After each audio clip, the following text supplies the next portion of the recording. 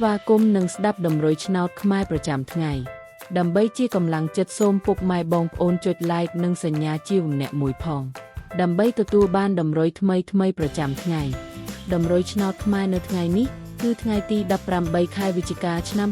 2025ដើម្បីកុំឲ្យខាតពេលយូរសូមស្ដាប់តម្រុយឆ្នោតពី admin មានលេខ99273719សម្រាប់ប៉ុស្តិ៍ ABCD សម្រាប់លេខ OZ admin មាន2គ្រាប់គឺ OZ ខ្ទង់80និង40សម្រាប់3លេខគឺ admin មាន2គ្រាប់ផងដែរគឺមានលេខ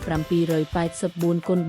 331គុណបើសិនជាពុកម៉ែបងប្អូនស្រឡាញ់និងពេញចិត្តលេខទាំងនេះពុកម៉ែបងប្អូនអាចយកលេខទាំងនេះទៅផ្សងសំណាងបានជាចុងក្រោយសូមជូនពរពុកម៉ែបងប្អូនដែលយកលេខខាង admin ទៅផ្សងសំណាងហេងយើងទាំងអស់គ្នាជូនពរពុកម៉ែបងប្អូនជួបតែសំណាងនឹងសុខភាពល្អសូមជម្រាបលាជួបគ្នានៅថ្ងៃស្អែកបន្តទៀត